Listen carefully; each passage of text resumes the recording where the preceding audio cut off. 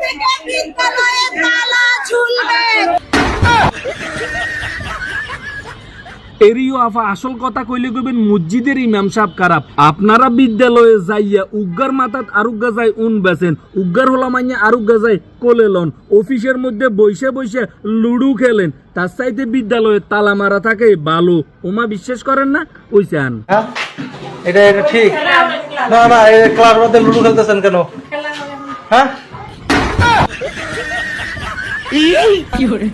এই 50 বছরের প্রাইমারি স্কুলের শিক্ষকগুলি ক্লাসের মধ্যে না যাইয়ে ফলাফাইনের পড়াশোনা না দিয়ে তারা অফিসের মধ্যে বসে বসে মাল শিখাতাছিলে, অফিসের মধ্যে বসে বসে তারা চক্কা খেলে, আর আন্দোলনের মধ্যে তারা বসে বসে জাতিরে বলে ফেডের মধ্যে কুদে রাখি ফলাফাইনের পড়াশোনা দেওয়া যায় না, খুবই কষ্ট হয়। ওই শোনেন, পেটে ক্ষুধা নিয়ে বুলি দেওয়া যায় না, ক্লাসে পাঠদান করা যায় না, মাথা ঘুরায় ঠাস করে পড়ে যায়। এরিও আফা ফেডের ক্ষুদার জ্বালায় ফলাফাইনের আপনারা পড়াশোনা করাইতে পারেন না, কিন্তু রাস্তার মধ্যে গান তো ঠিকই গাইতে পারেন। তখন ফেডের মধ্যে বাতা ইয়ে কোনা নেতুন, শক্তি ইয়ে কোনা নেতুন। ওই চান শিক্ষক কই কই পাগল বানাইলা অল্প টাকায়। এই মাস্টারগুলি যেমনে রাস্তার মধ্যে মিলেমিশে গান গাইতেছে, ঠিক অফিসের মধ্যে বসে বসে গান গায়, অফিসের মধ্যে বসে বসে মাল শিখাতা ছিলে, অফিসের মধ্যে বসে বসে ছক্কা খেলে। কারণ বর্তমানে প্রাইমারি স্কুলের এলাকার মধ্যে এমন করুণ অবস্থা, স্কুলে স্টুডেন্টের চাইতে শিক্ষক বেশি। আমার কথা যদি আপনাদের বিশ্বাস না হয় তাহলে খোঁজ খবর লইয়ে দেখেন, একটা স্কুলের ক্লাসের মধ্যে 3 জন 4 জন স্টুডেন্ট, মাস্টার কিন্তু ঠিকই আছে।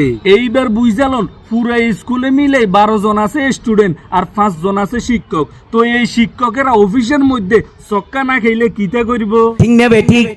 স্কুলের মধ্যে যে স্টুডেন্ট নাই এইটা নিয়ে তাদের কোনো মাথা ব্যথা নাই, তাদের মাথা ব্যথাটা হচ্ছে বেতন বাড়াই দিতে হবে। এখন আরেকজন শিক্ষকে আইসে বলতেছে এই বছরটার মধ্যে নাকি উনি গরুর গোস্ত খায়, ওনার খুব দুঃখ। ওই শোনেন, এবছর 2025 সালে বাজারে গিয়ে গরুর মাংস কিনতে পারি নাই। মাস্টার হইয়া এত বড় মিছে কথা, মাস্টার হইয়া যদি মিছে কথা কয় তাহলে স্টুডেন্টের ঘরে কি শিক্ষা দিব?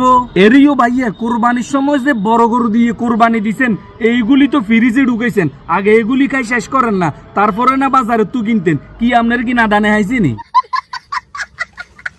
এখন হেই বেড়ারা সপ্তাহ সপ্তাহ গরুর গোস্ত খাইবার লাই মাঠে নামি গেছে, ঘাটে নামি গেছে, রাস্তায় নামি গেছে, রাস্তার মধ্যে যাত্রা পালার গান গাইতেছে, বেতন বাড়াই বেল্লাই। ওই চান শিক্ষকের ঘর আদার করে কার ঘরে যাওয়ালো।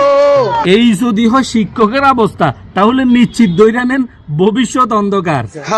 যেই শিক্ষকেরা সারাটা জীবন আমাদেরকে বুঝাইছে লোভ কইরেন না, লোভ করা মহাপাপ, আজকে সেই শিক্ষকেরা লোভ কইরা রাস্তায় নেমে গেছে ক্লাস বন্ধ করে দি। আসল কথা হচ্ছে প্রাইমারি স্কুলের শিক্ষকেরা যেই বেতন পায় এইটাতে আলহামদুলিল্লাহ, এর চাইতে বেশি বেতন আমি মনে করি না। কারণ প্রাইমারি স্কুল বছরে কয়দিন বন্ধ, কয়দিন খোলা থাকে, আর আপনারা কয়দিন প্রেজেন্ট থাকেন, এইটা আপনারা নিজে নিজে অঙ্ক কইসে নিয়েন, তাহলে মাসে কত টাকা স্যালারি পরে আপনারাই বুঝে নিবেন। এরপরেও বলবো শিক্ষাই হচ্ছে গিয়ে জাতির মেরুদণ্ড, শিক্ষকদেরকে সম্মান করতে হবে, তারপর আমাদের শিক্ষা ব্যবস্থা ভালো হবে।